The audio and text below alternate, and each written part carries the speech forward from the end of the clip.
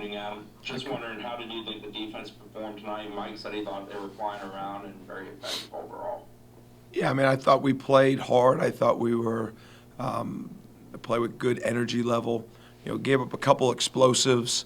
And credit to the offense. I thought they executed at a high level. They did a nice job tonight. I thought they ran hard, created some big plays. They capitalized on any mistakes we made. What I was excited about was when explosives did happen is the way we turned around and played in the red zone. We battled, on multiple occasions with that first group when the ball got down in there. So those are good things to see. After a play and however it got down there, our guys stood up, communicated through it, and definitely took advantage of some opportunities to play stout in the red zone. So those things were good. Next will be Irish O'Fell from Warchant. Hey, Coach. I know last week you talked about missed tackles being a bit of an issue. I'm curious how that went. And then also, could you just reflect on this week and how you guys came through it? I know it was a real challenging week physically and mentally. Yeah. I thought the tackling was solid. I think we overran a few cutback runs that we can't do, but I thought we were bringing our pads around our feet on contact a little bit better.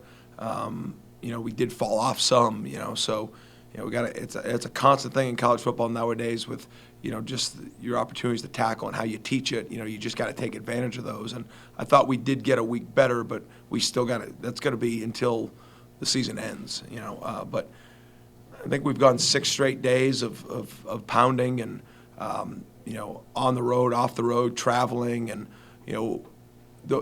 those weren't really. We don't create those things to become problems, but it was a challenging week just from we gave them all the reason to continue to come together, continue to from moving to Jacksonville to coming back to the concepts of practice to the walkthroughs and.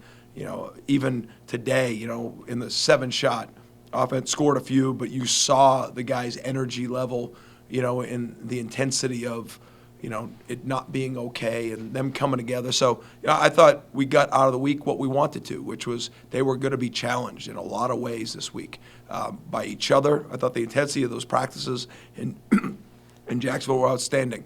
Offense won some drills, defense won some drills. They get after each other. It was an intense grind fest, and I thought our team got better because of it. Next will be Brendan Sinone from Knowles 247.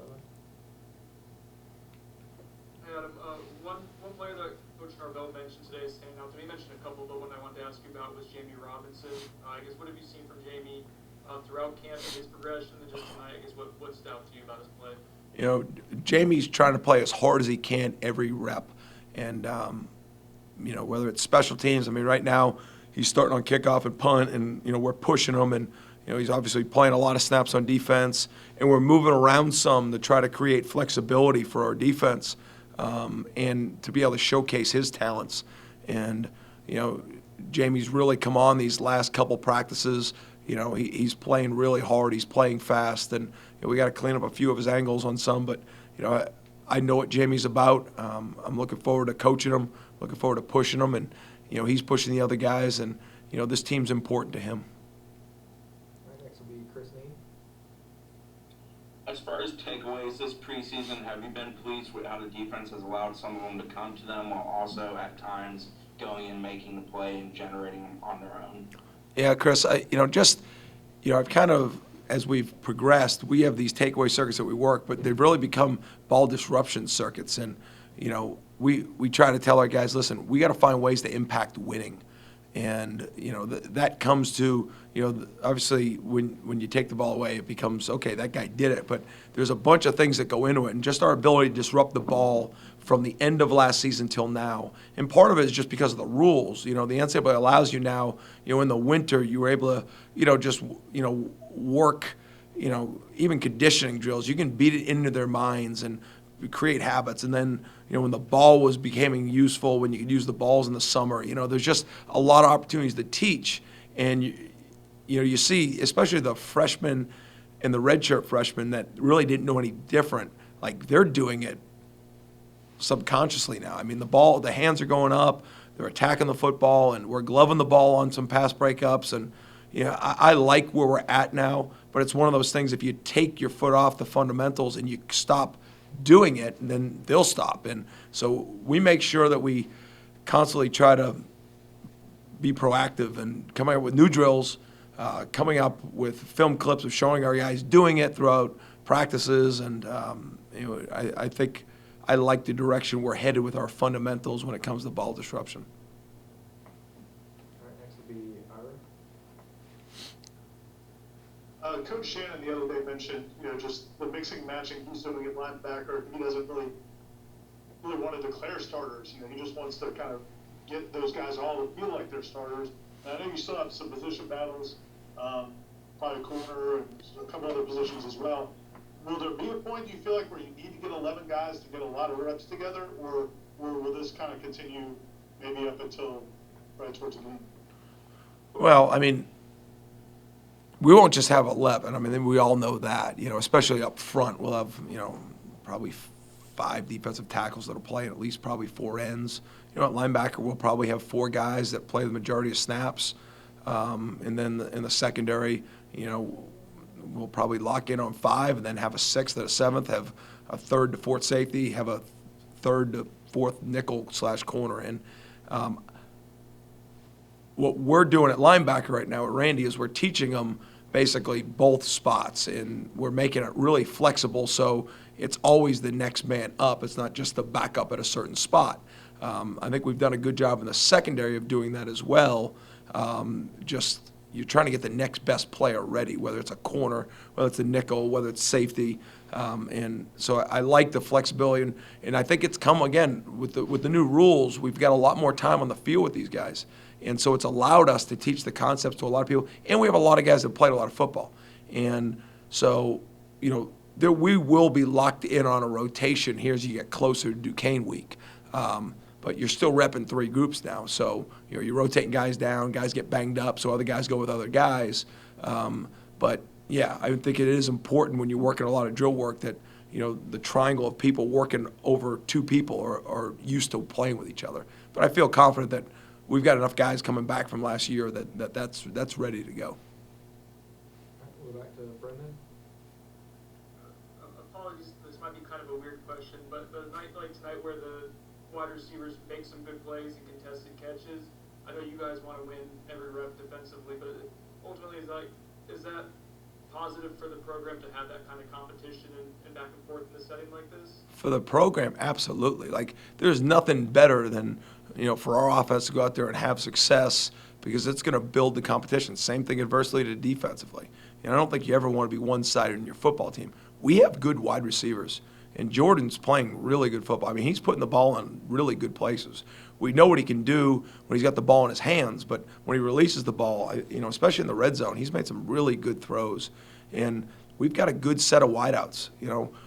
Ron does a good job with them. Coach Norvell does a great job with the offense. Alex, our quarterbacks, I mean, they show up every day, and, they're a super competitive group. I think it's been a really good back and forth, this fall camp. Next will be Aslan Hajavandi from Warchant. Coach, I don't know if luxury is the right word, but maybe benefits a little bit more appropriate, but just what kind of benefit is it for you as a defensive coordinator or the staff that, your best players, whether it's Jamie or Fabian or maybe a guy like Kalen or Tatum at the middle of the defense, are older guys, and guys like Jamie and Fabian and Coop that have been around now here for the entire 3 years that you've been here, that you all know each other so well. So what kind of benefit is that for you guys right now? I mean, it's critical. I mean, I was walking the hall down in Jacksonville, and DJ Lundy and me were walking together. We both look at each other and be like, we've been at this for 3 years together.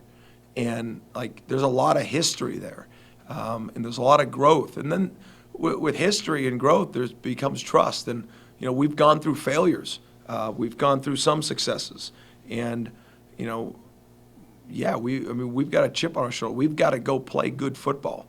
But to do it with guys that you have history with, a lot of these guys have played a lot of football. Some of them weren't ready for it. And, we put them through it, and we went through it with them. And so we've kind of grown up as Seminoles together. And it's our job to make sure we go out there and play the way the Seminoles deserve to play. We got time for 3 more. We'll go to Carter Hi, Adam. Hi. You mentioned the receivers a little bit, but just in what ways has the passing game pushed the defensive backs this preseason, and just how in like what ways is it a challenge for them? Well, we have good players at wideout. You know, they go up and they catch contested balls. They're aggressive, good route runners. And, I think our offense does a great job, formationally and just with actions. I mean, over the history of Coach Norvell's career, I mean, they've been, really productive. And, they can run the football, and anytime you can run the football, it creates a lot of plays. And, I think Jordan's super comfortable in the offense at this point, and, just their execution level is really started to pick up. And, it comes down, especially at wideout sometimes, making some of those one-on-one contested plays. You saw it today. Duke had great coverage on Johnny. It's a one-on-one play. 3 hands are on the ball, and, the 2 hands with Johnny rips it away. Yesterday down in Jacksonville, Duke made one of those one-on-one plays. And, our job as coaches to make sure we're coaching the fundamentals and, coaching how to win on the rep. But on good teams, those are back and forths. And when you win the rep, you're excited about it. When you lose the rep, you want to do it again, line it up and rerun it. And that's what we're creating right now with that competition. All right, next will be Ira. I think I think you've spoken before about now that the understanding is at a higher level for the players of the defense, that you guys are able to do a little bit more. I think you guys simplified some things last year. When it comes to bringing pressures from different areas, do certain guys just have an innate ability to be better at that, or is it more just about scheme and timing and that type of thing? When you ask that, are you saying innate ability to be a blitzer, or are you saying to handle the schematics of it?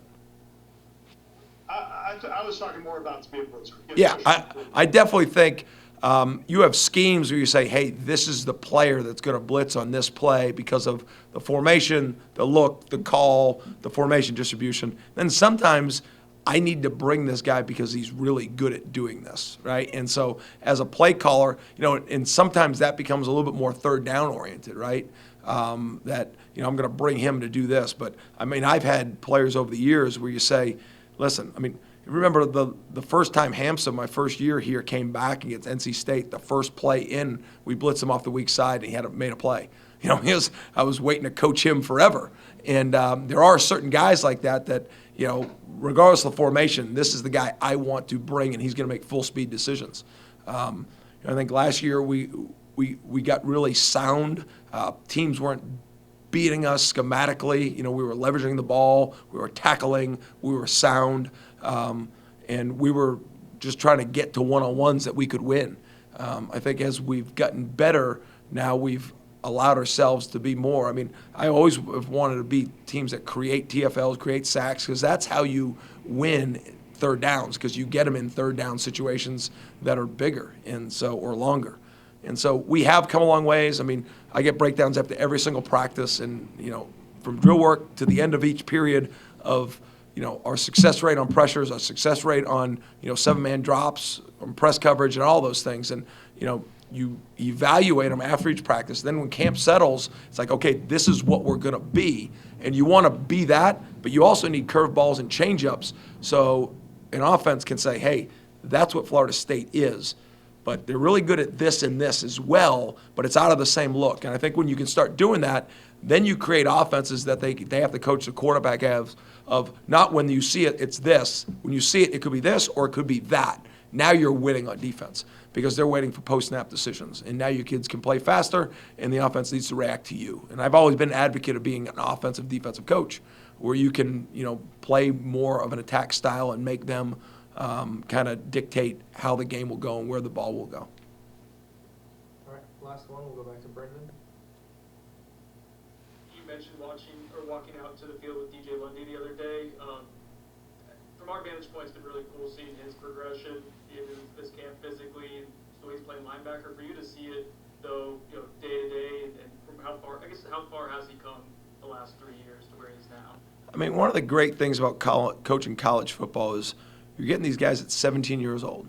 And, you know, you get into that third year, and, you know, at 17, you know, they're wide-eyed and they want to play. They think they're the best players in the country, and you don't want to take that away from them, but there's some growth there that needs to happen, you know. And now, you know, there's a number of these guys. To even go down the list, you guys have the list. I mean, but there's a lot of these guys who are lining up and they were playing 3 years ago.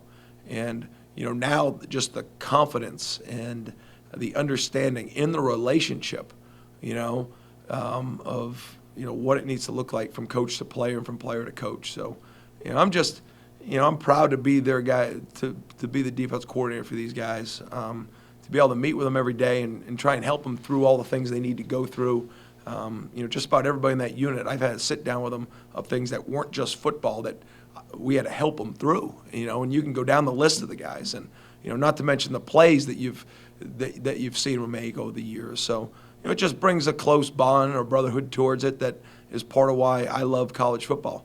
And, you know, just looking forward to, you know, putting a great plan together this week, in our last week of camp, you know, and see these guys grow even closer. All right, thank you, Coach. Thanks, guys.